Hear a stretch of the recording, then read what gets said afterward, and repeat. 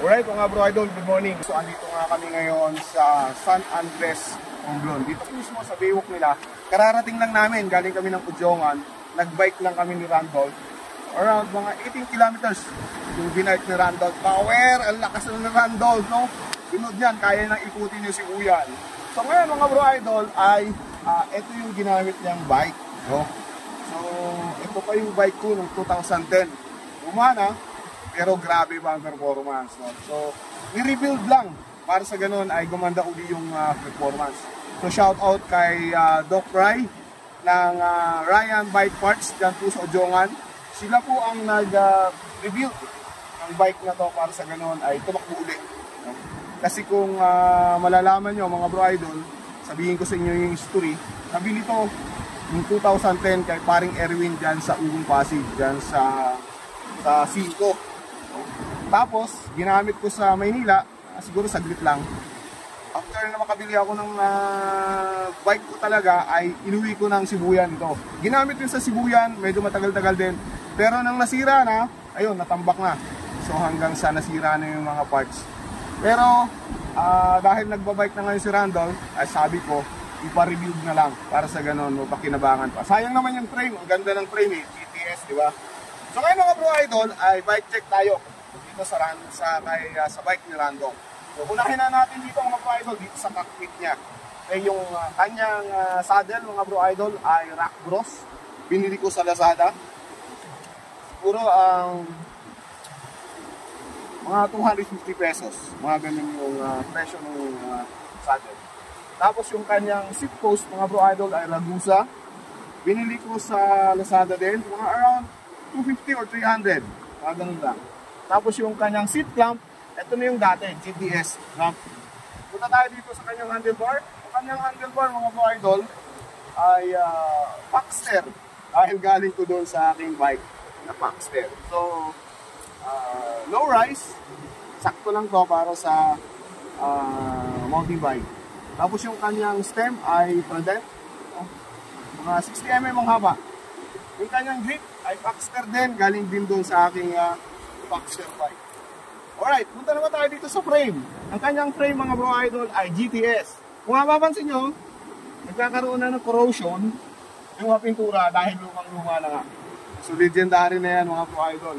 Marami nang pinagdaanan. Okay, punta tayo dito sa kanyang suspension. Ang kanyang suspension mga bro idol ay generic lang.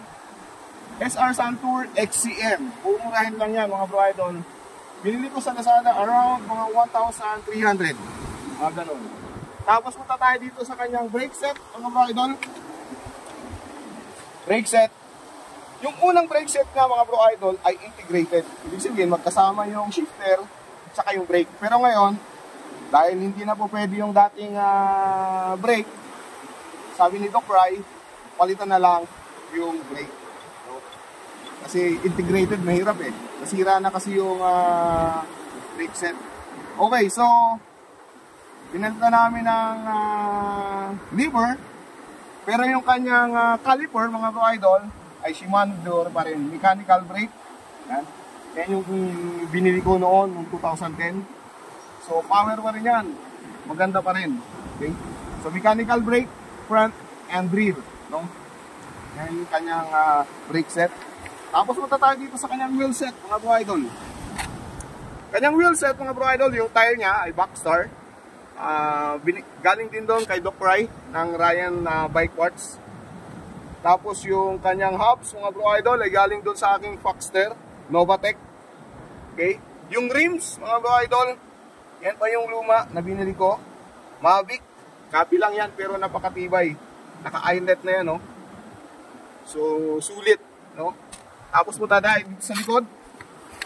Okay, yung rear tire niya ay Backstar pa rin. Tapos yung kanyang rims ay Mavic pa rin. Tapos yung kanyang rear hub mga bro idol ay medyo semi tunog mayaman. No, ang rear hub niya mga bro idol ay Max Zone.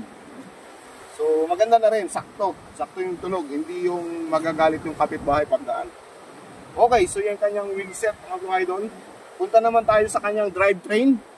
Unahin natin dito sa crank. Yung crank niya mga bro idol ay Hasen GX. GX Hasen. Tapos yung kanyang chainring GX pa rin.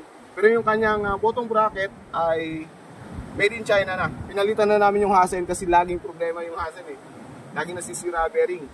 So yung kanyang yung kanyang bottom bracket ay Xiaolong Bao, hindi. Yun Rui, China made, no? Pero maganda yung performance, smooth, no? Kaya sabi ni Doc Rai, panalo yan. Okay, punta tayo dito sa kanyang RD. Okay? Yung RD niya mga bro idol, yung dati dito ay Shimano Altus. Problema sa Shimano Altus, ang lambot ng spring. Kaya pinalitan ko ng L2A5 Elite. L2A5 Elite, maganda na yung spring. Hindi na basta-basta nag-slack yung yung kadena. Okay? Tapos yung kanyang cogs, mga bro idol, ay Sunshine 9 speed. Pinakamalaki ay 40 teeth. Tapos yung pinakamaliit ay 11 teeth. Okay? So, ano pa ba? Wala na. Ito po ang bike ni Randolph. Fully restored by Ryan Bike Cares. Bike Cares well, bike parts. So, Doc Rai, power, shout out sa'yo. Yung shout outin kay Katuhod. Si Katuhod ang gumawa na ito eh. So, nagtyaga na ayusin Katuhod. Katuhod, shout out sa'yo Katuhod. Follow niyo siya mga bro idol, si Katuhod. Power yan. Malakas na biker yan. Okay, so ito ay iuwi ni Randolph sa Sibuyan para sa ganon doon siya mag-bike. Naka-develop ng master sa legs, tapos yung endurance, yung stamina, gaganda. Alright, mga bro idol, good morning. All the way from San Andres, Romblon. Power sa inyo mga bro idol. Okay.